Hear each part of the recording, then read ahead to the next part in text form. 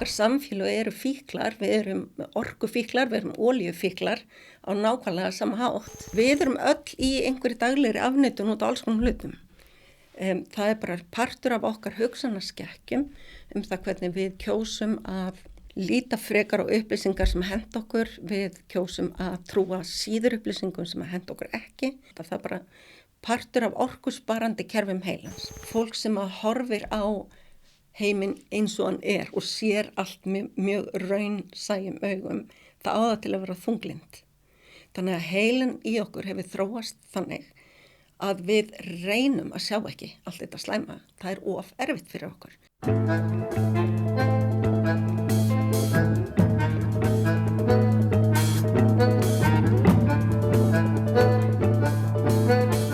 Þú ert að hlusta á Plan B, hlaðvarp loftslagsbreytingar og orkumál, og ég heiti Jean-Rémy.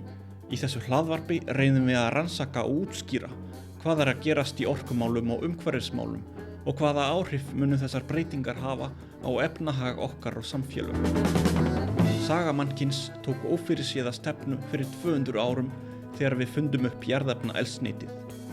Sú orkulind hefur reynst vera einhvers konar hvalreki sem við höfum reist nútíma samfélögin okkar á. En nú neyðumst við til að breyta stefnu, þar sem jarðefnaeldsneyti hvorki ótakmörkuð né gallalaus orkulind. Í þessum þáttum fáum við vísindamenn, sérfræðinga, stjórnmálamenn og aðra til þess að raða saman púsluspilin og reynum að komast að rót vandans. Við rýnum í framtíðina og ræðum hvernig við getum búið okkur undir hana, bæði sem samfélag og sem einstaklingar. Ragna Benedikta Garðarsdóttir, velkomin í Plan B. Já, takk fyrir að bjóða mig. Til að byrja með getur þú kynnt þér aðeins, sagt okkur hver þú ert og hvað þú gerir? Já, ég sem sagt prófessor í félagssálfræði við Sálfræðideild Háskóla Íslands. Mitt sérsvið innan félagssálfræði neyslu menning og allt sem tengist henni, bæði hvernig hún verður til og síðan afleiðingar hennar, bæði góður og slæmar. Og það leiddi mig inn á þessa leið að skoða sem sagt umhverfis afleiðingar neyslunar. Og síðan þá ég svona kannski meira búin að færast í burtu frá að pæla í sjálfri neyslunni og meira farin að pæla í að skoða bara umhverfisáhrifin og umhverfishegðun, hvað veldur henni og hvernig gæti mögulega verið hægt að breyta henni. Ok, og þú voru rannsakað ýmislegt í þessu sambandi, ef ég man rétt á varstu einu sinni að rannsaka flugeldamenningu í sendinga, það ekki? Já, það var svona side quest. Ég var fengin inn í það, kollega mínir í umhverfisauðlindafræðinni voru að rannsaka flugelda og af hverju ósköpunum Íslendingar skjóta svona mikið af flugeldum, þrátt fyrir augljós mengandi áhrif. Þannig að já, það var svona one time, svo ég sletti fyrirbæri að rannsaka það, en það kom mér rosalega óvart hvað þetta miklu meira heldur en ég held að það væri. Við sem sagt mengum meira heldur en ég man ekki hvort það var Nýja Delí eða eitthvað álíka, þótt að við séum svona brota af mannfjöldanum á gamlárskvöld. Já. Það svakalegt súluritt sem sýnir hver mengunin á hverjum Íslending. Mökkurinn. Já, sko, mér finnst það svolítið fínt að Íslendingar verða bara svona ímynda sér að þetta hafi verið rosalega flottu 200 skall sem var að sprengja og það sjá þetta ekki lengur. Það svo vikur reykur, það bara, já, ég held að þessi hafi verið rosalega flott. Kostaði alveg nógu mikið. En við ætlum að ræða í dag loftslagsmál, loftslagsbreytingar og þú hefur pælt í því töluvert. Þetta hlaðvarp heitir Plan B og við erum stödd hérna í Borgarbókasafninu umkring fullt af bókum, þannig að okkur leiðist ekki, við getum alltaf gripið í bók. Já, getum gripið í héraðsstjórn í Húnaþingi. Já, til dæmis. Það sem við erum að velta fyrir okkur hér það sem að gerast í þessum málum.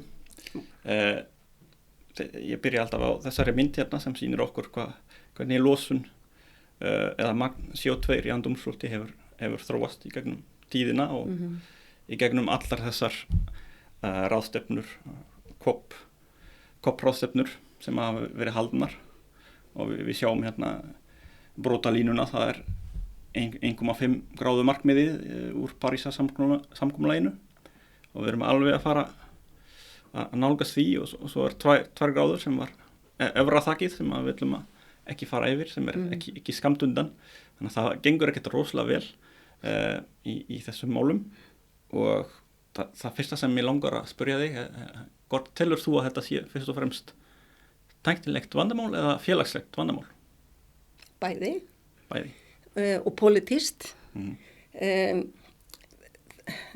Eins og þú hefur vafalaust talað þá þetta er flokkustandi það sem heitir wicked problem, sem þá þannig að þetta er á svo mörgum levelum að það er ekki hægt að leysa þetta á einhverjum einum level. Það verður að leysa á félagslegum, pólitískum, fjármagnslevel, einstaklingslevel og tækni, náttúrulega líka.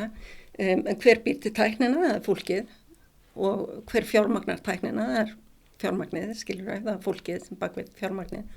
Þannig á endanum, þegar öllar á botni kvöld, er þetta alltaf hegðun og vandamál.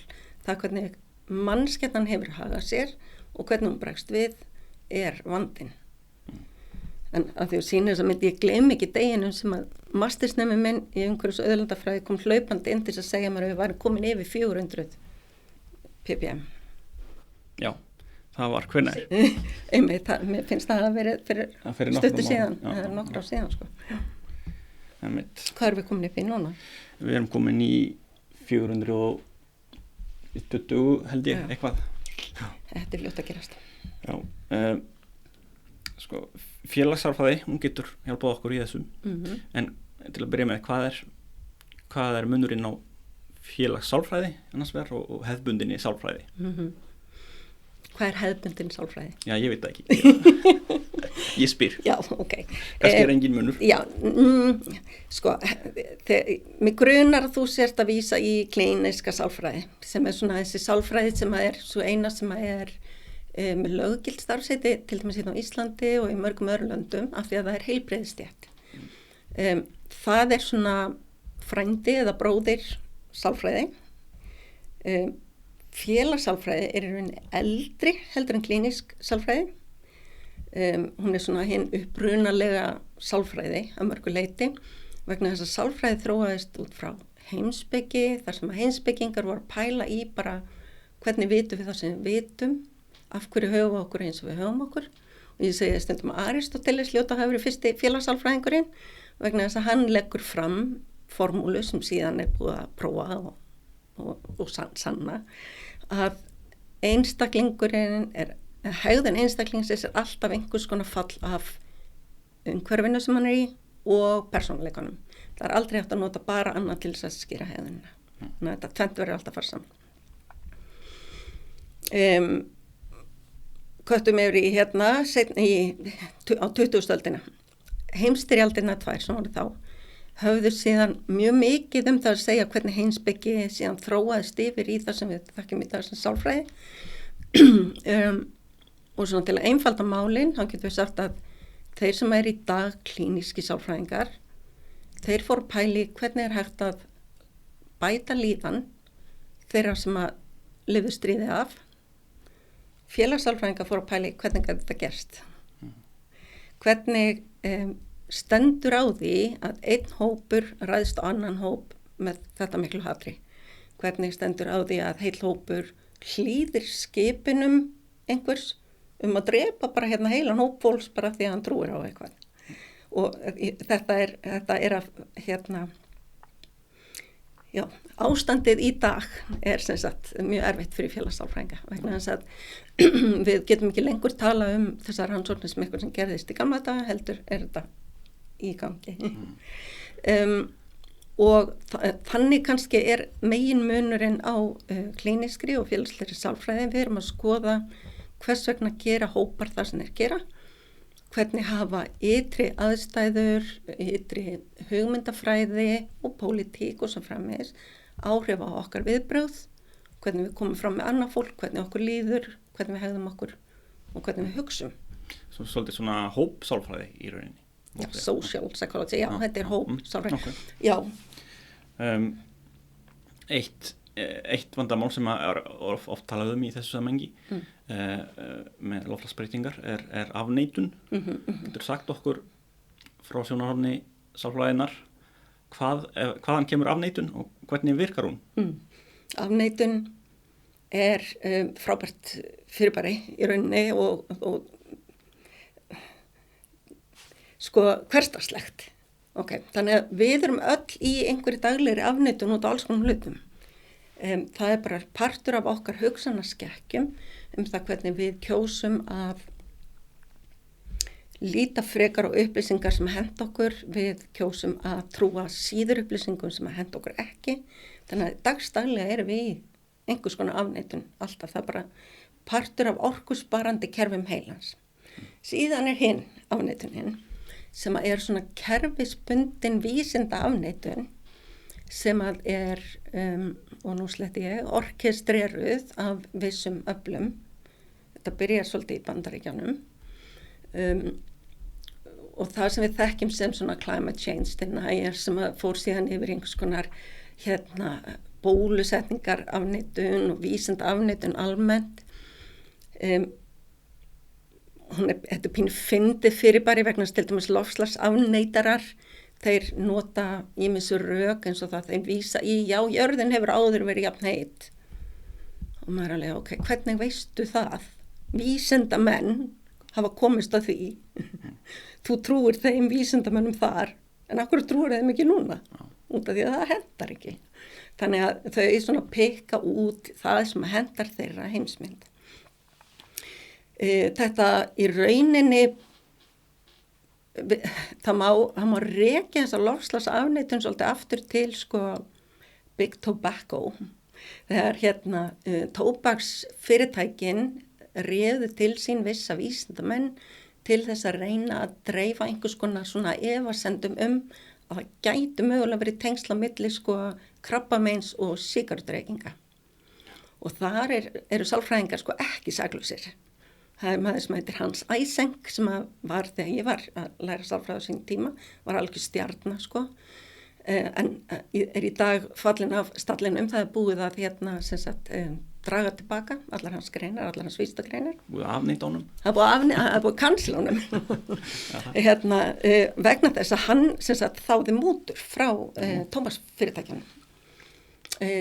Fyrir það að skrifa greinar að það væri mögulega einhver vafi á því að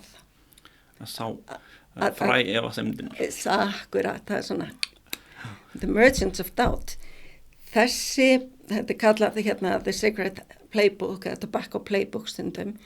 Það hvernig hægt er að sá efasemdum á kerfisbundin hátt með að vísa í það sem vísindamenn kalla öryggisspil, það er alltaf ákveð öryggisspil og öllum okkar niðurstöðum. Við getum bara sagt með einhverja ákveðinni vissu að eitthvað tengist. Við segjum aldrei eitthvað 100%, það er ekki þannig sem vísindi virka. Og þetta öryggisspil er eitthvað sem að þeir sem að vilja dreifa efasemdum hengja sig í og segja þetta er ekki 100% víst eða. Og þetta, þessar aðferðir sem að tóbaksframleiðendur notuðu eru núna nákvæmlega sömu aðferðin sem hefur verið að nota við loftslagsafneiturum, eða fyrir loftslagsafneiturum. Og eitt af því sem að Bandaríkjamenn alveg sérstaklega þola ekki er sósíalismi eða kommunismi. Þeir eru ofboðslega hræddir við þetta fyrirbæri, misskilja til dæmis sósíaldemókrasíu Norðurlandanna og svo framvegis halda við sem kommunistar. Þannig að þetta er það sem að Exxon og fleiri ákvaði að nota, að tengja allar mögulegar efasemdir loftslags breytingar við kommunisma. Og þess vegna er þetta svona ofboðslega polariserað efni í Bandaríkjunum. Ef þú dirfist að tala umhverfismál þá hlýtur að vera kommunisti sem að versta svona getur ímynda er.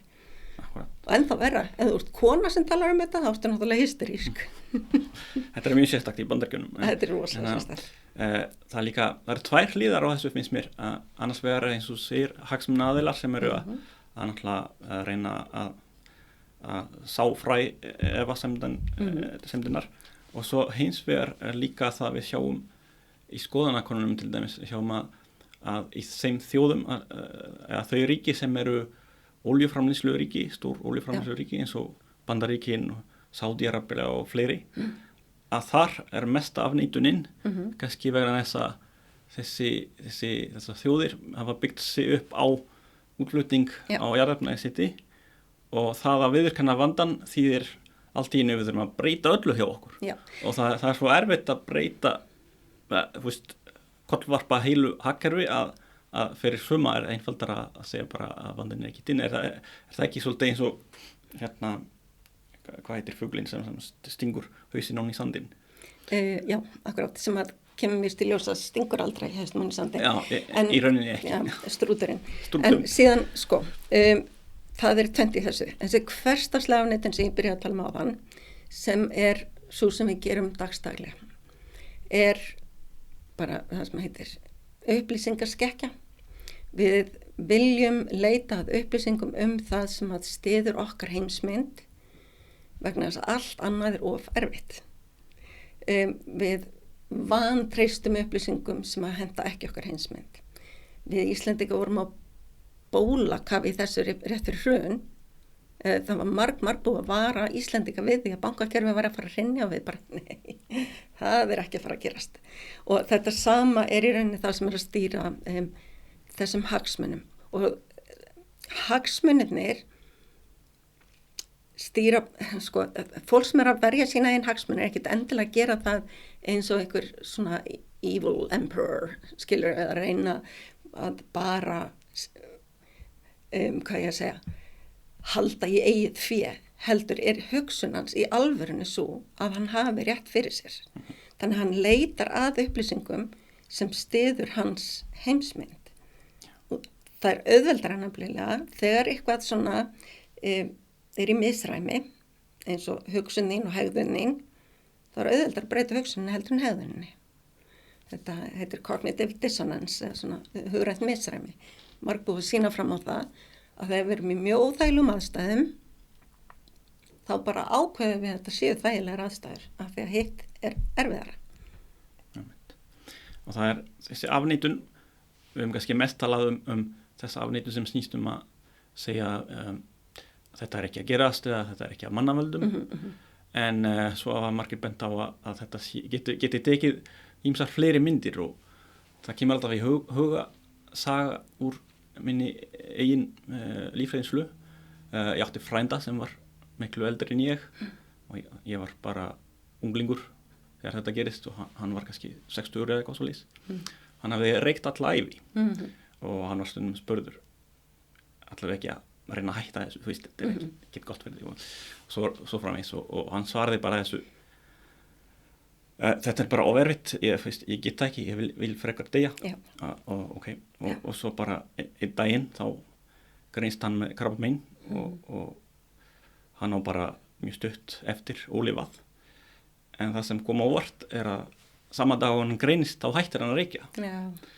Þannig að það var ekki satt sem hann sagði að hann vildi frekar deyja, hann vildi það ekki, en þetta var svona afneitun sem að gera hann kleift að verja sig fyrir þessum óþægilegum veruleika að þurfa að breyta vana. En það er ekki það sem við gerum í rauninni. Það er mest að tala fíkn og það eru margir sem að bent á það að okkar samfélag eru fíklar, við erum orkufíklar, við erum olíufíklar á nákvæmlega sama hátt. Og það er rosalega erfitt að breyta einhverju sem er ávani, slæmur ávani, þótt að hann kynni að hafa slæmar afleiðingar í framtíðinni. Og framtíðin er mikilvægt orð hérna. Við erum það sem heitir svona óraunhæft bjartsýn. Unrealistic optimism, það er eina af þessum aðferðum sem við notum til afneitunar. Og þetta er svona bjargráð, fólk sem er ekki óraunhæft bjartsýnt, fólk sem að horfir á heiminn eins og hann er og sér allt mjög raunsæjum augum, það á það til að vera þunglind. Þannig að heilin í okkur hefur þróast þannig að við reynum að sjá ekki allt þetta slæma, það er of erfitt fyrir okkur. Nú, við verðum þunglinda því að sjá hvernig heimurinn er í raun og veru, þetta segja það. Því miður. Já, þetta er bjargráð Já. mannsins til þess að taka ekki alltaf slæma inn. Ef að þú væri í alvörunni að meta allar líkur rétt á því allt slæmt getur komið fyrir þig, þá myndir aldrei fara fram úr á daginn, skilur við. Það var líka sumir sagt að það var mjög slæmt fyrir okkur að vita til dæmis nákvæmlega hvaða dag við ætlum að deyja. Já, því þá það var svo óþægilegt. Það er betra að vita ekki, þá er alltaf hægt að halda í vonina. Já, sko, en síðan er líka hitt eins og ef við förum aftur í frændaðinn, það sem að gerist þarna er að sem að hafði verið abstrakt og möguleg í framtíðinni var allt í einu mætt. Okay. Og það sem gerist þá er að eitthvað fer af stað í limbíska kerfinu í heilanum á okkur. Það er kerfi sem að varar okkur við yfirstandandi ógn eða ótta. Þetta kerfi er ekki fært að vara okkur við einhver sem kynni kannski að gerast í framtíðinni eða í öðru landi eða kemur fyrir annað fólk. Heldur er það þróa til þess að bregðast við yfirstandandi ógn sem er núna að horfast í augu við ekki, skilur. Og það hleypir af stað þessum alls konar adrenalíni, streituhormón og framvegis sem að knýja þig til aðgerða. Þannig að þess vegna er loftslagsvandinn ekki eitthvað sem við bregðumst við svona að því að afleiðingarnar er ekki byrjaðar að sjást á eigin skinni. Og hegðun okkar, það hvernig við hegðum okkur dagstaglega, þótt að kynni að hafa afleiðingar í framtíðinni á öðrum stað, það er ekki nóg til þess að kenna okkur nýja hegðun eða breyta okkar hegðun. Þetta er líka eitthvað sem við höfum aldrei brent okkur á. Nei, og síðan eru breytingarnar að gera svona smátt og smátt. Og við erum eins og froskarnir í pottinum sko, sem er verið að sjóða. Við verðum mjög fljótt svona desensitized eða afnæming heitir þetta, þannig að við verðum svona ónæmari fyrir breytingum. Einhvern tíman héldum við að allir myndu breyta hegðun sinni þegar sáu skógareldana í Grikklandi eða skógareldana í Ástralíu og svo koma fleiri og fleiri skógareldar og smátt orðið við bara þetta er bara hversdaglegt. Skiptum stöð, já, þetta er orðið dagsdaglegt. Þannig að þetta óttakerfi í okkur er hægt að senda oh my god, nú þarftu að bregðast við skilabúðin. Já, við erfitt með að svona að finna á ínskinni eitthvað sem er eitthvað í framtíðinni eða langt í burtu. Og það er eitt sem ein tekningana í bók sem að þú þekkir eftir hann Daniel Kahneman. Þetta er ein skinnvillan sem hann tekur dæmi það sem eru tvær línur fyrir hlustendur sem eru ekki með mynd að þá er þetta tvær línur hvernig getum við lýst þetta með örfum sem að vísa annars vegar út eða örfum sem að vísa inn.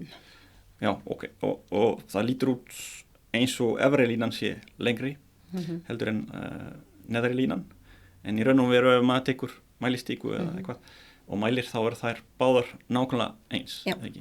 Getur sagt okkur eitthvað meira um þetta dæmi? Já, sko, Kahneman er í hópi félagssálfræðinga sem hafa verið að rannsaka hvernig við bregðumst systematískt við upplýsingum á ákveðin hátt. Við gerum það ekki alltaf rökrétt eins og hérna eru tvær línur sem eru nákvæmlega langar en hugurinn á okkur umbreytir upplýsingunum. Þetta á við svona einfaldar skynvillur og þetta á líka við okkar félagslega umhverfi. Þannig að við sjáum eitthvað í okkar félagslega umhverfi og við umbreytum því í hugunum í eitthvað annað heldur en það actually skilurðu.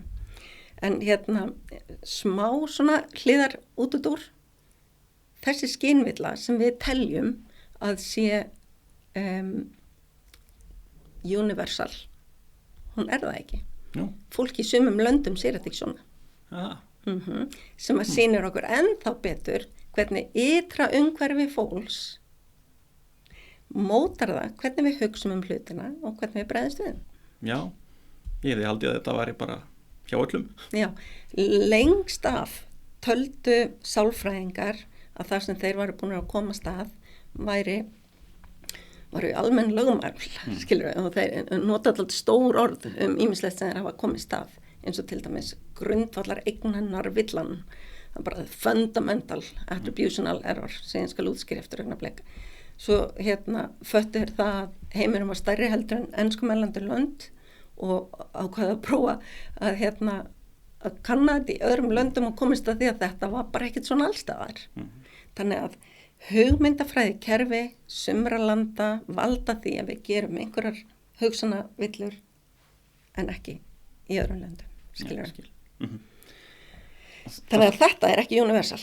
Það sem ég finnst, fyrir ekki að stoppa það eins, mér finnst merkilegt við þetta er að jafnvel þegar það er búið að segja við mann að það séu jafnlongar þessar tvær línur, þá finnst manni ennþá eins og öfri línan sé stærri. Og þetta er kannski góð miðlíking fyrir loftslagsmálin að jafnvel þó vísindamenn segja okkur að það sé stórt vandamál, að við vitum það með heilanum, en við skynjum það samt ekki finnum það ekki á eigin skinni, þannig að við bregðumst ekki við eins mikið og við ættum að gera. Er það ekki svolítið vandamálið? Við umbreytum öllum upplýsingum, það er eins og við séum með svona gleraugu, allar upplýsingar sem að við fáum, fari gegnum einhvers konar síu eða ritskoðun þessina áður en að það túlkast í heilanum okkar, skilur við. Þannig að, og þessi gleraugu, þessi síja er samfélagið okkar, hvernig okkur er kennt að hugsa, hvernig okkur er kennt að skynja fjarlægðir, liti. En fyrir ekki, ég var að stoppa þig, þú varst að fara að segja eitthvað annað, en tala einhverja aðra skynvillu. Já, það líklega hef ég verið að fara að tala sko liti, innrömmunar áhrifin. Þú veist, ef þú setur nákvæmlega sama lit í svartan ramma eða hvítan ramma, þá skynjaru það sem dökkt litin sem er inni í rammanum. Þetta gerist á split second og nákvæmlega sama ef þú rammar inn félagsleg fyrirbæri eins og hvort að þú ert að fara að græða eitthvað eða tapa einhverju. En það er nákvæmlega sami peningur, þá umbreyturu og bregst við á ólíkt tilfinningalegan hátt. Ef ég til dæmis myndi gefa þér 100.000 skall en láta þig endurgreiða mér 50.000 skall, þá ertu með 50.000 skall. Þá bregstu við öðruvísi heldur en ef ég gef þér 50.000 skall. Já. Þá ertu alveg, ég greiði 50.000 skall. En hinn ertu bara, býtu, þarf ég að greiða þetta tilbaka. Þetta er ekki það sem er kallað framing eða? Jú, þetta er framing, já. Innrömmunar. Innrömmun, já. Ok, alltaf fyrirtæki, verslanir eru að nota þetta mikið eða ekki? Með alla þessa afslætti. Venjulega kostar þetta 5.000 en nú færi þá 2.500. Já, og þá kikkar reynda líka inn annað sem er skorturinn, scarcity principle eins og það heitir. Og þá nefnilega, þá kviknar á limbíska kerfinu sem að er svo fornt, við erum með svo fornan heila og svo svona bætast utan á svona aðeins nýlegri þróunarlegir hlutar heilans en þessi alveg innsti kjarni, hann er bara, oh my god, það er eitthvað hræðilegt að fara að gerast, eins og til dæmis skortur. Þannig að ef að þú býrð við skort, þá gætir þau dáið. Og það kveiknar á þessum skort viðvöruna taka í heilanum á okkur þegar við sjáum að það er bara 2 eintök eftir af einhverju. Eða þetta er síðasta eintakið sem er selt á 70 skall og tilboðið er bara í þennan eina dag, skilur við. Þannig að þá kveiknar á þessu viðvörunakerfi og við kaupum eitthvað þótt okkur vantaði það ekki. Þannig að þetta er rosalega forn viðbrögð. Ég skrifaði grein nýlega upp á Gammannið þar sem ég talaði við varum í grunninn öll með svona söfnunar áróttu og kannski út af því að gegnum tíman þá við lifa þannig að það var ekki alltaf nóg til af æti þannig að þegar maður fann eitthvað að borða þá var eins gott að taka í sig eins mikið og hægt var því maður vissi ekki hvað kemi á morgun og svo framvegis og það gildi ekki bara mat heldur aðra hluti líka þannig að þróunarlega séð þá höfum við kannski fara í þá átt að vilja safna eins mikið og hægt en í samfélaginu eins og það í dag þá stundum kannski svolítið vandamál. Það einstaklingamunur samt í þessu sko. Vissulega. Sem þola einmitt ekki að hafa of marga hluti í kringu sig, hefur með svona óþoll að gera.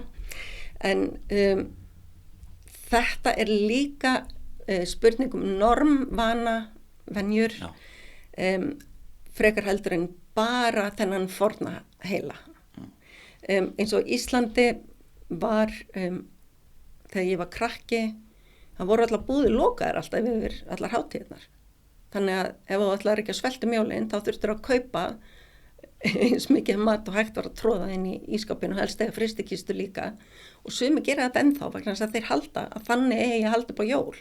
En þú veist, það alveg búið, það opið í öllum búðunum, sko. Þannig að þetta vani. Vani sem hefur fest, sko. Já, og það svo margt í okkar íslenska samfélagi, öllum samfélagum náttúrulega, sem bara tilkomið út af því hvernig eitthvað var einu sinni. Og svo erum við búin að aftengja ástæðina og hegðunin í dag. Eins og fólki sem ennþá að taka sko jólarhengjörninguna, kannski þarf þess sérstaklega heima hjá einhverjum, en fólki sem sko farið að þvo veggi, veit það ekki að það var gert í gamla daga á meðan það var ennþá kólakynding á heimilum. Já. Það ekkert í dag, sko. Það var allt svart á. Já, fólk bara heldur áfram einhverju hegðun sem engar sens í dag. Já, þessna menntun frekar mikilvæg. Neysluhyggja, þú varst að tala það og einstaklingshyggja spila líka inn í þessu. Hvernig hægt að vinda ofan á til dæmis neysluhyggju? Einhver liði til þess? Eða? Já, það liði til þess, en spurningin einhver vilji til þess. Það hægt að reyna að benda á vandan, en á sama tíma einhver stað sem græðir á því að selja okkur hlutina, og meðan svo þá eru alltaf þessir tveir hópar sem munu einhvern veginn til að takast á. Það ég sá frétt nýlega í Haag, í borgarinni Haag, The Hague, hvernig það á íslensku. Allavega, það búið að setja bann á auglýsingar sem tengjast jarðefnaeldsneyti. Já. Heldur þú að svona auglýsingabönn geti hjálpað eitthvað? Sko, ok. Hvernig breytum við hegðun fólks? Við þurfum að fara alveg þangað. Hversu mikinn tíma hef ég? Ekki mikinn? Jú. Ok. Ef við ætlum að breyta innkaupum á bensíni, þá þurfum við í fyrsta lagi að gera samgöngur sem ekki reiða sig á bensín aðgengilegri. Hegðun, svona til að einfalda málið, getur haft umhverfisvæn hegðun, getur verið hindruð annars vegar af einhvers konar kerfislægum hindrunum og líka síðan einhverjum sálfræðilegum hindrunum. Kerfislægu hindranirnar þurfa eiginlega að fara fyrst. Fyrst þurfa að fá samgöngur sem auðvelda fólki að nota eitthvað annað heldur en bensín. Fólk mun halda áfram að kaupa bensín á meðan á bensínbíla. Okay. Við höfum ekki öll efni á nýjum rafmagnsbíl og sem að erfiðar þessa transition alveg sérstaklega vegna þess að það svo mikill ójöfnuður í svo mörgum lausnum, ójöfnuður líka í sko afleiðingum hegðunar okkar. Síðan þessar sálfræðilegu hindranir sem að eru þá ef það búið að taka út allar kerfislægu hindranirnar og það búið að auðvelda þér sem mannesku að haga þér í takt við þitt gildismat, þá getur samt verið og gerir það ekki. Já. Það Það eins og með rafmagnsbílinn, þú tekur það dæmi og það rétt að hafa ekki allir efni á því, en svo eru sumir sem hafa vel efni á því en vilja það samt ekki, það ekki? Jú, út af því að neysluvarningur á það til að tengjast okkar identity, okkar auðkenni, okkar sjálfsmynd. Af hverju það? Vegna þess að það búið að matriða ofan í okkur að ákveðnir hlutir tengjast okkar sjálfsmynd. Hlutir eru ofbúslega tengdir okkar dýrategund sem eru alltaf fundist svo heillandi, af hverju við notum hluti til þess að gefa til kynna einhvern status, gefa til kynna einhvern persónuleika og við vitum að þetta eru fjöldaframleitir hlutir, en samt sem áður höldum við að þau geti gert okkur uník á einhvern nátt. Út af því að markaðssetningin svo clever, hún svo rosalega góð í þessu. Og við erum með dálítið stór svæði í heilunum líka sem eru færir með svona abstrakt hugsun. Þannig að við getum séð fyrir okkur hvernig viðbrögð einhvers annars við okkur í þessum fötum eða þessum hlutum getur mögulega verið. Og við eyðum talsverðum tíma í svona alls konar ímyndunarafl. Við erum síðan bara uppteknar eiginlega að því sjálfa að horfa okkur sjálf heldur en aðrir eru að horfa á okkur. Fólk vel ekkert svo upptekið á okkur. og hvernig, eins og þú segir, það eru ákveðin stöðutákn, eins og það kallaða, í samfélaginu. Þetta, hvernig gerist þetta? Er þetta eitthvað sem við stjórn á og getum breytt, eða er alveg vonlaust að breyta þessu? Þetta hefur nú bara fyllt, sko. Á sínu tíma þegar að ég hörði að meira að minna aristókratar og síðan bændur og búalið, þá þurftu kongarnir á einhvern hátt að greina sig frá pöpulnum og sína að þau hefðu efni á fínni hlutum heldur en hinnir og svo þegar að pöpullin, ásakaði þetta orð, fólkið hitt fór að herma eftir royalty, aristokratunum, þá þurftu þau einhvern veginn að breyta og eignast eitthvað nýtt og þannig verið tískan til. Skilur, þetta hefur alltaf fyllt okkur. Þannig að maðurinn sem á þarf að sýna hann á einhvern hátt og hinn eiga það ekki. Og svo þegar hinn búin að eignast þá verið til þetta kapplaup.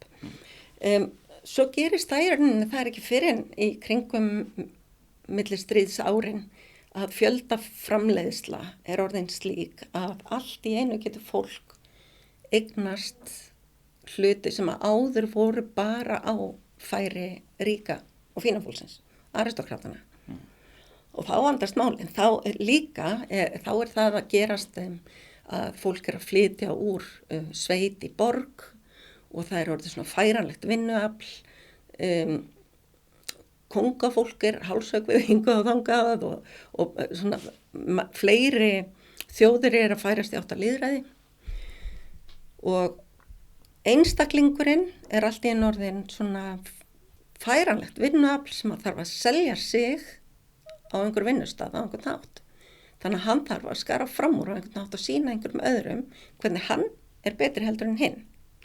Áður fyrir var þetta identity bara algjörlega fast í því hvaðan þú komst, hverra manna þú varst, og eins og öll þessi gömlu ættarnöfn, Baker, Schumacher, skilurðu, þetta allt bara, þú fættist inn í fjölskyldu bakara, þú varst Baker, þannig koma þessi nöfn. Hérna á Íslandi þá kendum við okkur við bæjarsnöfn, þú veist, Eyvindur frá Brunnastöðum og Jón frá Bóli og eitthvað, en síðan alltaf einu komin í stórborgina og þá veit enginn hver Jón frá Bóli þá þarf þú einhvern veginn að selja þig sem karakter.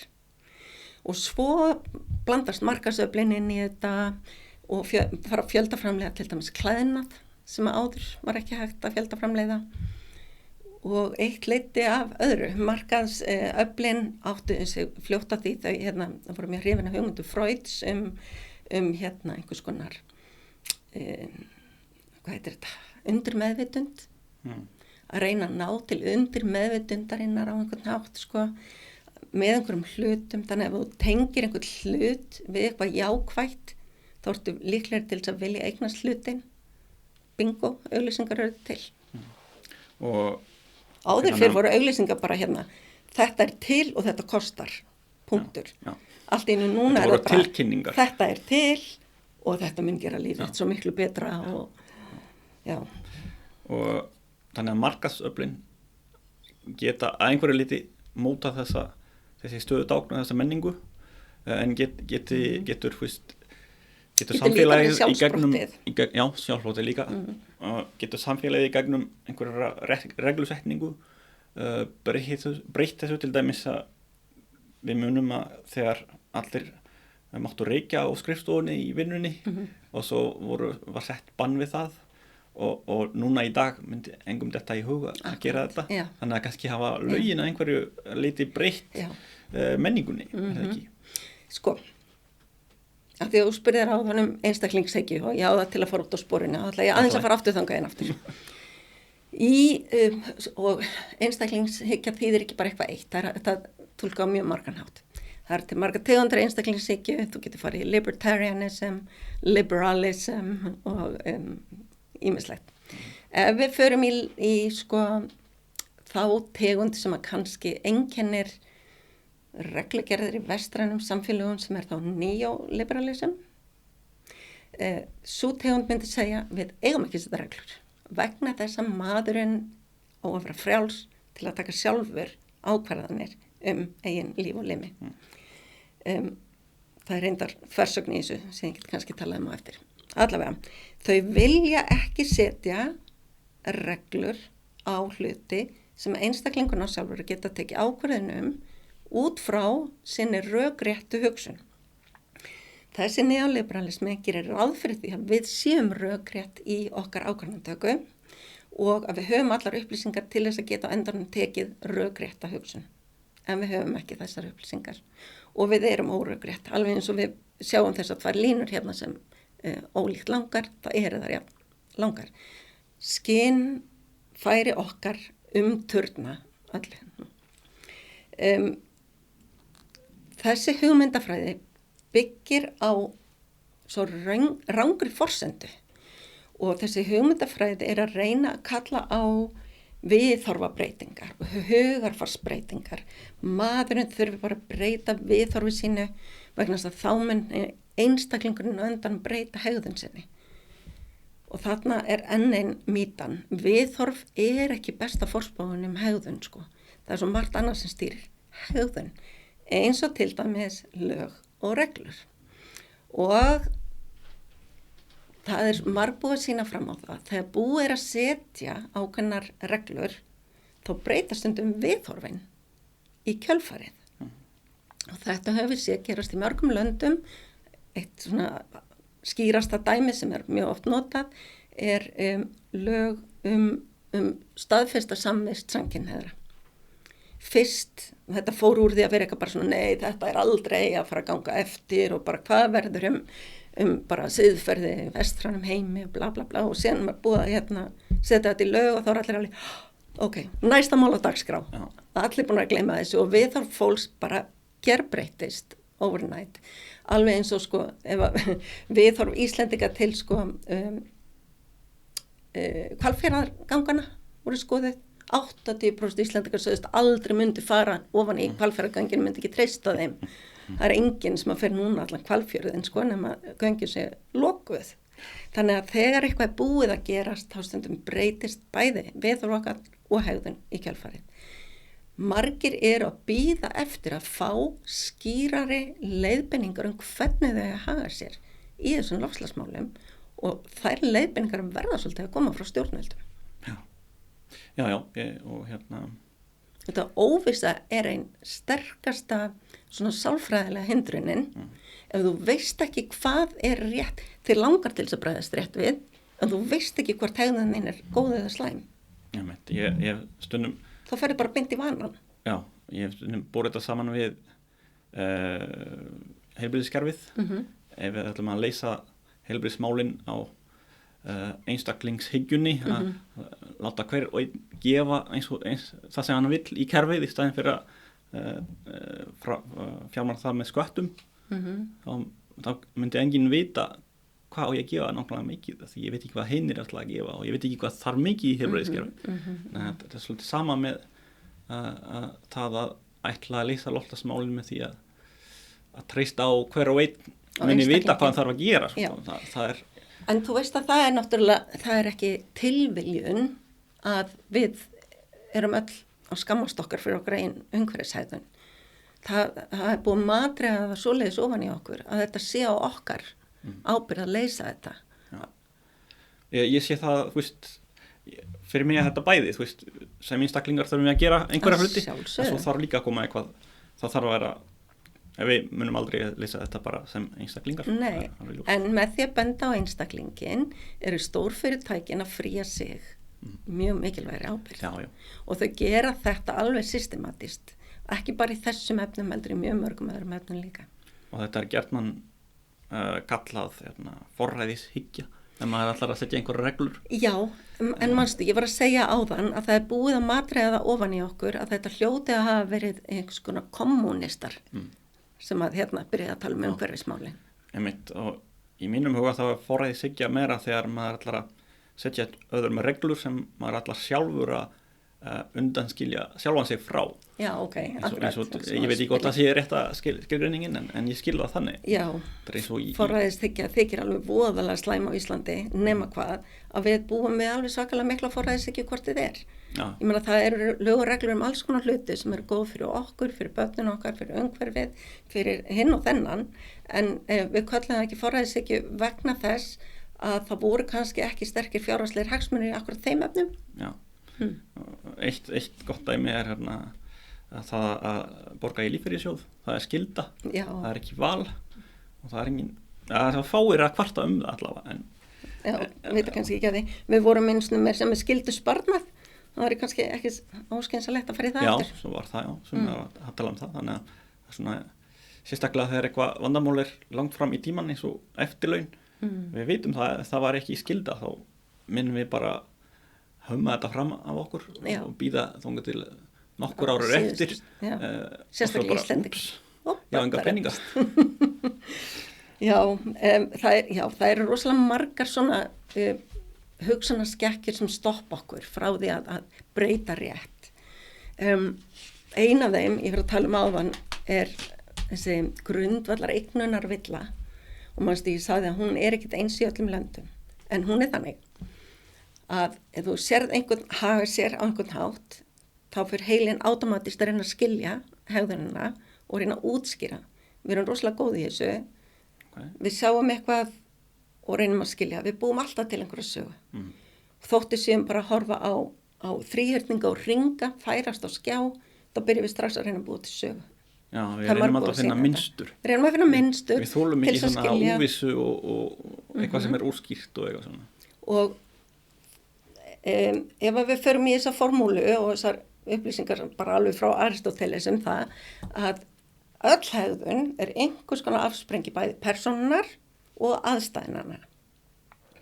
Þá eigum við það til á vestrænu löndum þar sem við erum einstaklingshyggjulönd að ofmeta þátt persónunar og vanmeta þátt aðstæðnana.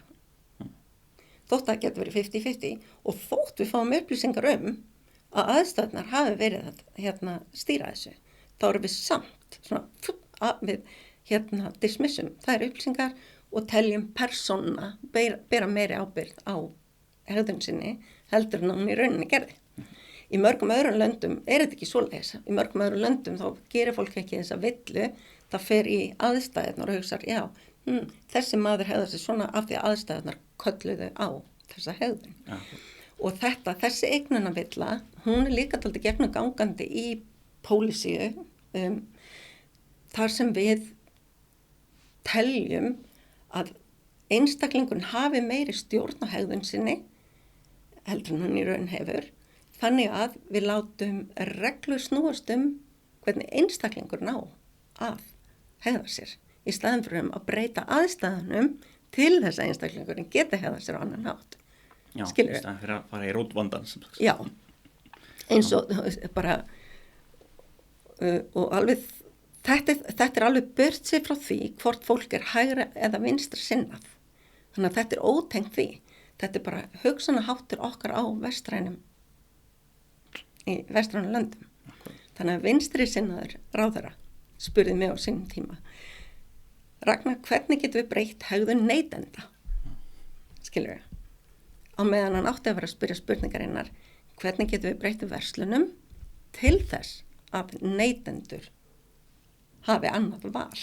Þannig að þetta er þessi level, ég er að tala það er pólitíski og svona makró, meso og mikró skýringar á öllum þessum vanda. Ég er líka ekki alveg vissum að það myndi breyta miklu til dæmis að hætta að hafa auglýsingar, þó ég sé alveg til í til í að banna þær. Það er ekki viss að það myndi breyta mjög miklu vegna þess að kannski eru fyrirtæki fyrst og fremst að keppa við gott annan með því að auglýsa. Af því við kaupum miklu frekar einhverja vöru sem við séð áður í einhverju auglýsingu. Til dæmis tannkrem, ég kaup ekki meira tannkrem þó að það sé auglýst í sjónvarpinu. En ég kaupi kannski frekar þá tegund sem er auglýst vegna þess að ég sé þar, já, ég kannast við þessa tegundina. Auðveldara að grípa í hana, skilur. Ég held að almennt á, sérstaklega núna, að við íslenski neytendur bara gott að fá að vita hver er þetta ódýrasta bensínið. Já, það er rétt.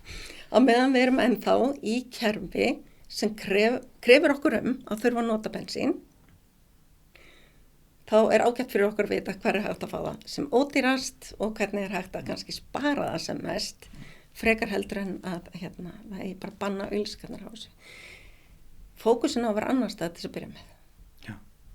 Hvernig er hægt að fá okkur út úr þessu kerfi? Já, þá ætla ég að sýna þér mynd og segja þér hvernig ég sé þetta og þú segir mér hvort þú sett sammála eða ekki. Þetta er eitthvað frægt málverk held ég sem sýnir Odysseifus á ferð sinni og þar sem hann heitir hafmeyjarnar, sírenurnar. Það er ekki hafmeyjar, það er annað, sírenurnar sem sagt, sem voru þessar mjög hættulegar verur sem voru með mjög fallegan söng sem að töfraði menn alveg upp úr skónum og maður misti alla stjórn á sér. En þannig að áður en þeir koma á þennan stað og heita sírenurnar, þá segir Odysseifus við menn sína, sjómennina, að þeir skuli loka fyrir eyrun á sér, setja eitthvað fyrir svo að þeir heyri ekki söngin og svo biður hann þá síðan að binda sig við mastrið, þannig að hann sjálfur er ekki með neitt fyrir eyrun, hann heyrir en hann er hins vegar bundinn þannig að hann kemst ekkert frá og til þeirra og mér finnst þetta svolítið góð myndlíking fyrir kannski það sem við þurfum að gera. Við þurfum að viðurkenna að við erum takmörkuð, við höfum allar þessar skinnvillur og allar þessar hvatir sem við höfum ekki alltaf stjórn á. Þannig að viskan felst kannski í því að viðurkenna það að við erum takmörkuð og setja okkur reglur sem koma í veg fyrir að við fellum fyrir þessu sem við vitum er ekki gott fyrir okkur. Hvað finnst þér um það? Já, ég er mjög sammála, en þessar reglur þurfa að vera evidence-based, ég er alltaf að tala fyrir þessu. Sko, við Íslendingar verum 20-30 árum eftir svo mörgum öðrum löndum. Félagssálfræðingar koma að reglugerð í mörgum öðrum löndum sem að byggja þá á því sem við köllum atferlisvísindi, hegðunarvísindi, behavioral insights, fyrirbæri sem að hagfræðingar eru búin að eigna sér, en þetta er pjúra félagssálfræði, sem sagt hvernig er hægt að vinna með og í kringum hugsunarskekkjurnar okkar þannig að við auðveldum fólki að lifa góðu lífi og réttu lífi, skilur við, þannig að sem flestir komi sem best út úr því. Ég held að þeir sem að sjáum að búa til aðgerða áætlanir og svoleiðis ættu hlusta aðeins meira á félagssálfræðinga og kannski aðeins minna á hagfræðinga almennt og tæknimenn, ég held það myndi kannski vera til bóta, en nokkra myndur eftir að lokum. Ragna, geturðu sagt okkur frá nokkrum bókum sem að hún myndir mæla með fyrir áhuga fólkum loftslagsbreytingar sem að vilja vita eitthvað meira um félagssálfræði? Sko, mér finnst að allir ætti að lesa Thinking Fast and Slow eftir Kahneman sem að dó núna í mars. Já. Daniel Kahneman, hann fekk Við setjum kannski bara hlekk síðan eftir á fyrir hlustendur á undir myndbandi. Hann sem sagt skrifaði þessa bók ævistarf sitt og Amos Tversky sem var besti vinur hann sem dó fyrir aldur fram. Kahneman fékk sér Nóbelsverðlaun fyrir þessa vinnu og mér finnst alltaf að fyndið sko að hann fékk Nóbelsverðlaun fyrir að benda á að maðurinn væri ekki alltaf rökréttur. Vegna þess að það var forsendan sem hagfræðingar voru búnir að gefa sér að allir menn hljóti að vera rökréttir í ákvarðanatöku. Það homo economicus. Homo economicus ekki til, homo psychologicus til og þetta það sem þeir fengu Nóbelsverðlaun í hagfræði fyrir að benda á. Og síðan þá náttúrulega hefur hagfræðin pínu splittast sko. Það eru þeir sem eru alveg klassískir en þá halda sér bara við homo economicus hljóta að vera til og hinn sem að viðurkenna það að heilin nú flóknara fyrir bara heldur en það. Kahneman bendir á að það eru systematískar skekkjur frá þessari rökréttu hugsun en stundum getur við líka verið rökrétt. Þannig að hann talar thinking fast and slow. Stundum förum við í meðvitaða leit upplýsinga og getum farið í svona gagnastýrða hugsun, kynnt okkur upplýsingar og svo tekja ákvörðun, en yfirleitt hefur heilin ekki tíma til að gera það. Þannig að mikilvægt sem hann segir í byrjun að hann ekki endilega að segja að við séum meingölluð heldur. Það er bara 24 klukktímar í einum degi. Já. Og það bara takmarkað hvað maður getur lagt mikla orku í hverja ákvörðun að velja hvaða kekspakka það ætlar að kaupa. Já, það fara bara hérna í hvernig nákvæmlega komið fram við börnin í landinu þar sem þessar kakobönir eru framleiddar, við höfum ekki þessar upplýsingar, við getum þetta ekki og heilin nota nú þegar alveg svaklega margar kaloríur þannig að hann getur ekki farið í þetta. Já. Og þetta talað þetta sem the motivated tactician, þannig að við höfum færnina til að vera mjög rökrétt en það er ekki rökrétt að fara alltaf í rökréttar útreikninga á öll. Við notum hana sparlega. Við notum hana sparlega. Svo hinn bókin, ég myndi segja að The Merchants of Doubt eftir Conway og Oreskes, frábær bók, sem fjallar það hvernig sígarettuiðnaðurinn, þetta sem ég var að tala um áðan, hvernig sígarettuiðnaðurinn seldi svona vafa hvort það gæti mögulega hafa verið sígarettunar eða persónuleiki eða eitthvað annað sem olli krabbameininu og hvernig uppskrift núna notuð systematíst af vissum olíuframleiðendum, ekki öllum, en vissum olíuframleiðendum aðallega í Bandaríkjunum til þess að slá ryki í augun á fólki og búa til svona vafa hvort að þetta sé að manna völdum eða ekki. Okay. Já, frábær bók. Takk fyrir það. Eitthvað fleiri eða? Einhverja fleiri bækur eða? Já. Ég man eftir einni sem þú nefndi í öðru viðtali en ég hef ekki lesið annað. Nudging eða eitthvað. Nudge, Taylor og Sunstein, já. Sko, Taylor og Sunstein eru í rauninni að fylgja í fótspor Kahneman og Tversky og þeir voru að vinna held ég á sama gangi bara reynilega í Princeton á tímabili. Nudge fjallar það hvernig hægt að svona breyta umhverfi aðeins til þess að breyta vana eða hegðun fólks. Besta leiðin til að breyta vana að breyta umhverfinu og þetta eitt af því sem að þeir hafa komið stað og þessna stundum hægt að breyta umhverfinu örlítið til þess að hegðun breytist. Það siðferðileg spurning svona að hversu mikið eigum að nota þetta? Já, og í hvaða kringumstæðum það ok? Já. En nú þegar allt í heiminum hannað einhvern veginn, sko. Já. Þannig að það hvernig það núna, ef það stýrir okkar hegðun núna, það þýðir einhver tók það ákvörðun einhvern tímann, en akkur megum við ekki taka öðruvísi ákvörðun og breyta hönnun aðeins. Og markaðssetning svona nudging, eða ekki? Markaðssetning meira en það, bara reynilega svona in your face persuasion stundum propaganda. Já, nákvæmlega. Já, þetta var mjög fróðlegt. Takk fyrir Ragna og nú hafa hlustendur og áhorfendur heimaverkefni. Yep. Eitthvað til að lesa og við kannski ræðum þessa bækur í einhverju setna viðtali ef þú vilt koma aftur. Yep, takk fyrir komuna Ragna og gangið þér vel í því sem þú ert að gera, þú ert að stunda ýmsar rannsóknir. Já. Takk fyrir komuna. Takk.